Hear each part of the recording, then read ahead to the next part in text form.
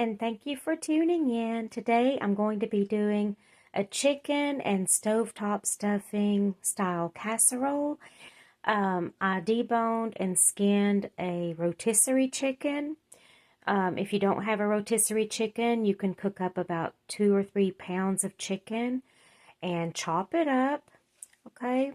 And I have 3 9-inch baking dishes here, and I've divided the chicken into 3 baking dishes. I minced a medium onion, okay, and divided it between these 3 baking dishes, okay, and put it right on top of the chicken. Caldo de palo, nor caldo de palo, and I put mine in a shaker bottle, okay, so that I could season my food with it, and I'm just going to sprinkle just a little bit into each pan on top of the chicken. Not too much because it has a lot of salt in it. A lot of Knorr chicken caldo de palo. So this is like an 8-pound canister of it, and so I'll take it and I'll put it in my shaker bottle, but you can buy the smaller bottles at the store. Strained a can of peas and a can of carrots. Transferred the strained peas and carrots to a mixing bowl. A can of cream of chicken and a can of cream of celery. You can just use 2 cans of cream of chicken if you want, but I only had 1, so I also used a can of cream of celery here. And I'm going to give this a mix. Added the cream of chicken and cream of celery soup, peas and carrot mixture into all 3 pans and spread it out. It'll be a thin layer, okay? And it doesn't have to be perfect. Just spread it out best you can. The mashed potato layer, I have 2 cups of water, 1 cup of milk, 3 tablespoons of butter. Gonna bring this to a boil. Salt and pepper, the liquid to taste. And then I'm gonna add 2½ cups of instant potatoes. I have divided the mashed potatoes between the 3 pans. And now I'm going to spread them out, and it's good to take the back of a spoon, wet it, and that helps to spread. Also, you can use your fingers to spread the mashed potatoes, but you need to wet them so that the mashed potatoes won't stick to your fingers or the spoon. It just depends on what method you want to use. I've seen it done both ways. I use the hands method because it's quicker, but like I said, be sure to have some water in a bowl so you can dip your hands in it. That'll make the whole thing just go a lot faster and easier.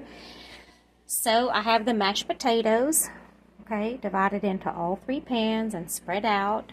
Now it's time to make the stuffing.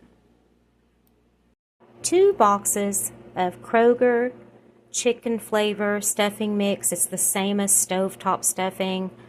They just didn't have any stovetop stuffing, so I grabbed this, and I've used it plenty of times. It basically tastes just the same. It works great. So just prepare 2 of these according to package instructions. Now bring 3 cups of water and 1 stick of real butter to a boil. Okay, our water and butter has come to a boil, so it's time to add the stuffing mix. Okay, and I'm going to mix it up, and once it's all evenly mixed up, I'm going to divide it into these 3 pans and put it on top. I've got the dressing divided between the 3 pans pretty evenly, and I'm going to spread it out. By the way, that's a thin layer of mashed potatoes. If you want to double that recipe, you actually can. I was just using what I had on hand, and I was running out, and so I just used up what I had, and it just happened to be enough. So if you want more mashed potatoes in this, like I said, just double that recipe. So now I'm going to get this spread out, and then we're going to put it in the oven. Go ahead and put 1 of these in the oven for today. I've got 1 for tomorrow, and I have a relative that's not feeling great, and so I'm going to take 1 to them. So I'm going to hold off on cooking that one until I'm going over there. So I'm going to put the oven on 300, and I'm going to put this on the center rack, okay? And I'm going to bake it on 300, which is a lower temperature, because I want to get it done on the inside and everything. And I don't want the top to get done and crispy before the middle is done. Okay, so that's why I start out cooking it at a lower temperature, and then I'll turn it up to finish it off. On the middle rack, and I'll come back and check it in about 30 minutes to see if the middle is done, and when it is, I'm going to turn up the heat. I may even possibly put it on broil if the top needs to get a little crispy, but if you do that, you've got to really stay with it. It'll burn really quickly on broil. It's getting done before the middle, and so I'm going to add this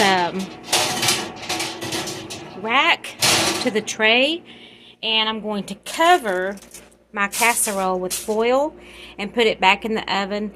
That way it will seal in the heat and allow the middle to cook, and the top doesn't get overcooked before that happens. So that's why I'm doing that. Okay, so I'm going to put it back in the oven here on 350 now. And this rack also will help protect the bottom, keep the bottom part of the dish from burning, like the chicken and whatnot that's on the bottom. So we surely don't want that. So the goal is to make sure it gets cooked evenly. And you just have to make adjustments as you're cooking something, especially in the oven, to make sure that it cooks evenly and nothing gets burned while the other part of it, you know, is not quite cooked yet. So anyway, that's my strategy. It's fully cooked now on the top and in the middle, and I look for steaming and bubbling, which we have, especially in the middle there. Okay, I don't know if you can see that, but it's fully cooked now, and I'm ready to dish up a serving of it and show you what it looks like. Slice out. Now I'm going to try a bite. It looks delicious. Let's see what it tastes like. Of course, I've had it before, I already know, but wondering what to have with it. I'm going to have probably some corn on the cob. You can boil some corn on the cob, and I'm going to have a little cranberry sauce with it as well. Yummy, absolutely scrumptious.